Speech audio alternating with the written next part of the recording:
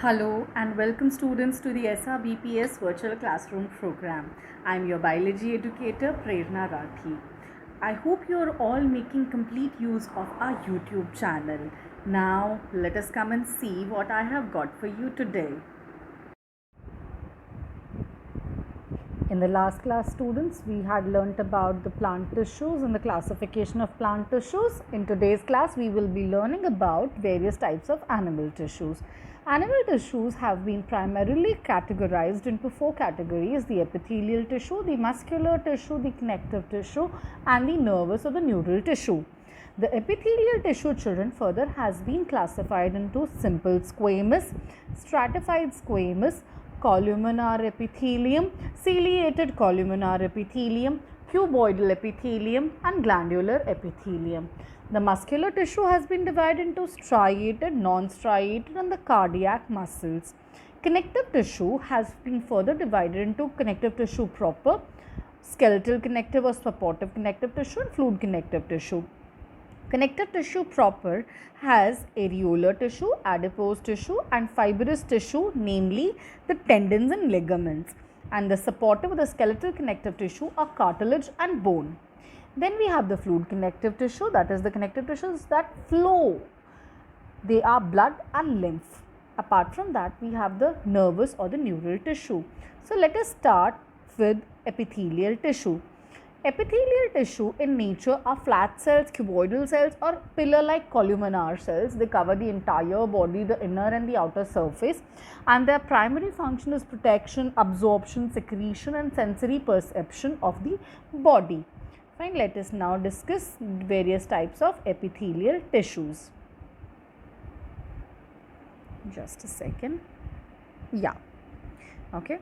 So please look at the table, everybody. Simple squamous epithelium tissues are those which are thin, flat, isobilateral cells with no spaces in between, minimum spaces. They are found in the lining of the blood vessels, lungs की alveoli में, esophagus या आपकी food pipe में, lining of mouth and cheek. Their primary function is to transport substances through and act like a semi-permeable membrane. ठीक है, diffusing membranes form करते हैं. Stratified squamous epithelium क्या होता है? Stratification means layer, एक के ऊपर एक. तो स्क्वेमस की जब कई लेयर्स हो जाती हैं तो उसको हम बोलते हैं स्ट्रैटिफाइड स्क्वेमस एपिथेलियम. जो हमारी स्किन की लेयर है, outer protective tissue of the body surface, this is stratified squamous. कई तरह के टिश्यूज़, एपिथेलियल टिश्यूज़ मिक्स करके ये बनती है. इसका फंक्शन होता है नीचे वाले सभी अंडरलाइन टिश्यूज़ को प्रोटेक्ट करना. Then we have columnar. Column means pillar like cells. ठीक है, लॉन्ग सेल्स होते हैं. These are cylindrical pillar like cells in lining of stomach में प्रेजेंट है, इंटेस्टाइन्स में प्रेजेंट है. इनका फंक्शन है अब्जॉर्प्शन. ये क्या करते हैं? डाइजेस्टेड फूड के न्यूट्रिएंट्स को अब्जॉर्ब करते. Then we have the ciliated columnar epithelium. ध्यान से देखिए, सीलिएटेड कॉल्यूमिनार एपिथेलियम कौन सा होता है? अगर ये हमारा कॉल्यूमिनार एपिथेलियम के सेल्स हैं तो इनके सरफेस पे क्या प्रेजेंट है? Thread like structures known as cilia. इसको बोलते हैं सीलिएटेड एपिथेलियम. ठीक है, सीलिएटेड एपिथेलियम जो होता है इसके सरफेस पे ये हेयर लाइक स्ट्रक्चर्स प्रेजेंट होते हैं इन लाइनिंग ऑफ ट्रैकिया में, लंग्स में, रेस्पिरेटरी सिस्टम में और बकल कैविटी के चेम्बर्स में ये प्रेजेंट है. इसका फंक्शन होता है to push mucus forward, to push air forward. So okay, so what happens, ये सारे सीलिया जो हैं बेटा एक साथ काम करते हैं, ईदर इन दिस डायरेक्शन और they'd be working in this direction, but they'd always be working together. Understood what is ciliated epithelium? Then we have cuboidal epithelium. Cuboidal epithelium कौन सा होगा? जिसकी shape क्या होगी? Cuboidal. These are not flat cells. These are the cells which have little bit of height also. Cuboidal cells होते हैं, cube shaped cells बोल सकते हैं. They are present in the lining of the kidney tubules, salivary glands में present हैं. इनका function है absorption of useful materials before the urine is passed out. So urine को कॉन्सनट्रेट करना, पानी को मिनिमम, यूज़फुल चीज़ों को नहीं बाहर जाने देना.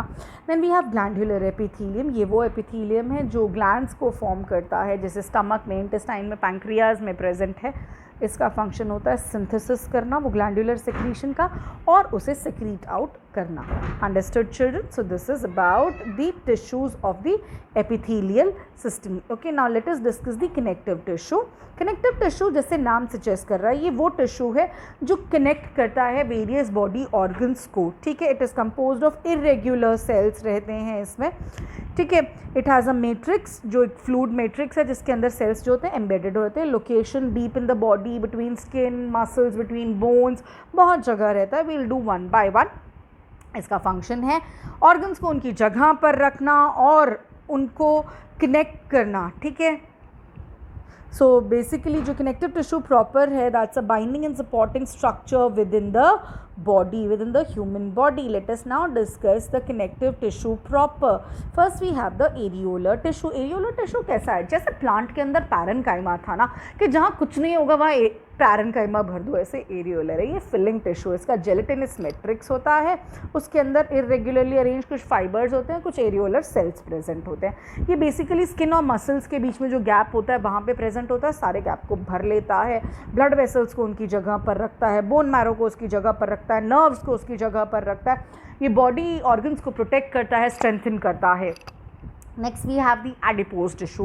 एडिपोज टिश्यू हमारा फैट स्टोरिंग टिश्यू है जिसमें जितना ज़्यादा एडिपोज टिश्यू होगा that person will look that chubby plump. Okay, so these are like those cells, adipocytes are those cells which contain the fat globules को स्टोर करते हैं. It is found beneath the skin. इसके लिए एक अच्छी बात भी है, अगर हमारी बॉडी में बिल्कुल एडिपोज टिश्यू नहीं होगा तो हमारी बॉडी इंसुलेट नहीं कर पाएगी, हम ठंड से बच जाएंगे.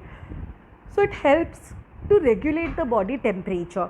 Then we have fibrous tissue. Fibrous tissue elastin fibers के बने होते हैं, दो तरह के रहते हैं, tendons and ligaments which are found between different tissues. bones और muscles के बीच में रहते हैं. दो bones को connect करने वाले tissues को हम कहते हैं tendons और दो एक bone को एक muscle से connect करने वाले tissue को हम कहते हैं ligament. Understood? So first there is epithelial, skin के बीच में areolar, areolar connect करेगा muscle को, muscle से muscle connect होगी.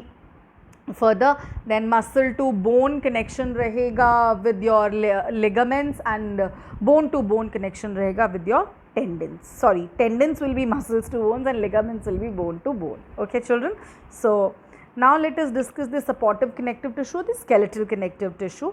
इसमें दो तरह के टिश्यूज़ हम पढ़ेंगे, कार्टिलेज और बोन. कार्टिलेज एक नॉन पोरस मटेरियल होता है, कॉन्ड्रोसाइट सेल्स होते हैं जिनका ये बना होता है. इसके अंदर एक special protein called chondroitin present होता है. ठीक है, और ये थोड़ा इलास्टिक रहता है. हमारे कान में, एक्सटर्नल ईयर में, नोज़ के टिप में, लॉन्ग बोन्स के एंड में, हमारे ट्रैकिया में, लैरिंग्स में, वर्टिब्रल कॉलम में कार्टिलेज प्रेजेंट होता है. एक तरह का सॉफ्ट बोन जैसा स्ट्रक्चर मान सकते हैं. It smoothens the bone surface at joints, smooth movements allow करता है. Then we have bones which are hard, strong, non-flexible, porous tissue है. non-flexible है, इसके अंदर blood vessels present होते हैं, living cells present हैं. bones के cells को हम कहते हैं osteocytes. ये जो तो एक rigid skeletal system बनाता है जो हमारी body को shape देता है, internal organs को protect करता है, body को rigidity देता है, supporting framework बनाता है. Then we have the fluid connective tissue. Fluid connective tissue have been further categorized into blood and lymph. ये वो tissues हैं जो body में flow कर सकते हैं.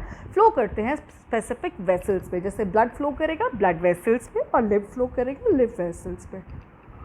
blood vessels में जो blood flow करता है it is made up of four main components. एक जो fluid matrix है उसकी वो है plasma और तीन तरह के cells, the RBCs, WBCs and the platelets. It is found throughout the body and its function is to connect the body, to maintain the temperature of the body, to supply oxygen to all the cells, to take away carbon dioxide from all the cells, to maintain the temperature of the body, to provide food to all the cells. बहुत सारे functions है. blood is really important. Then we have lymph. बेटा lymph क्या होता है? blood में से ये सब माइनस कर दीजिए, RBCs, platelets. ठीक है, WBCs प्रेजेंट रहते हैं, प्लाज्मा प्रेजेंट रहता है. It is also present throughout the body. हमारी बॉडी को इम्यूनिटी प्रोवाइड करता है. It helps us to fight from various diseases.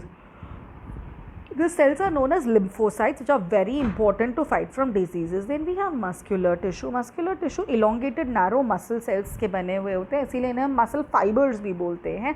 ये around the bones present रहते हैं most of the time, but free muscles भी हैं हमारी body में. They help in contraction and relaxation of the body. In fact, various movements of the body are because of the muscular tissue. They have been categorized into 3 categories: the skeletal muscle, smooth muscle and the cardiac muscle. Skeletal muscles को हम striated muscles भी कहते हैं या voluntary muscles भी कहते हैं.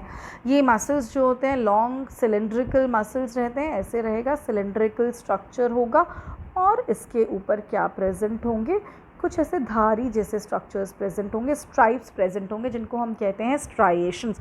इसीलिए इसको हम क्या कहते हैं बेटा, स्ट्राइएटेड मसल कहते हैं.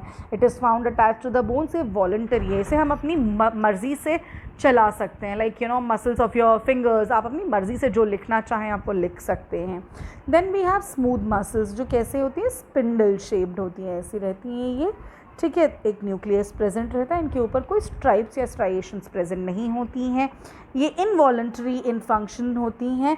ठीक है, ये हमारी मर्जी से नहीं चलती, हमेशा चलती रहती है. यूट्रस के muscles, digestive tract, urinary bladder, iris of the I, internal organs की जो मसल्स होती हैं वो स्मूथ मसल्स रहती हैं. ये involuntary without a conscious will हर वक्त काम करती रहती हैं. Then we have the cardiac और दी हार्ट मसल्स. ये जो होती है non tiring, non fatiguing muscles होती हैं, कंटिन्यूसली काम करती हैं. ये ब्रांच्ड होती हैं, ऐसे रहेंगी, थोड़ी सी ब्रांचिंग रहेगी इस मसल में. ठीक है, इसमें लाइट सी स्ट्राइएशंस भी प्रेजेंट होती है. It is found only in the heart. It is responsible for the rhythmic contraction and relaxation of the heart muscles, जिससे क्या होता है, बॉडी में ब्लड पंप हो जाता है. Here I have mentioned few important differences between the smooth skeletal and cardiac muscles too.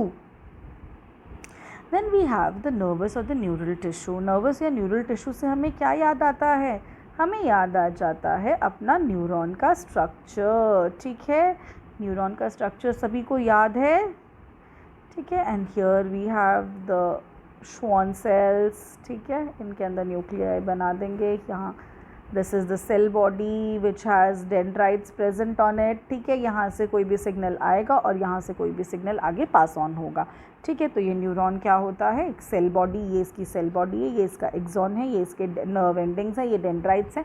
ठीक है, ये क्या करता है, बेसिकली नर्वस सिस्टम का एक इम्पॉर्टेंट कंपोनेंट होता है और ये बाहर से जो स्टिमुलाई होता है उसको ब्रेन या स्पाइनल कॉर्ड तक पहुंचाता है और उसके रिस्पॉन्स को न्यूरोमस्कुलर जंक्शंस तक पहुंचाता है ताकि हमारी मसल्स रिएक्ट कर सके या रिस्पॉन्स प्रोड्यूस कर सके.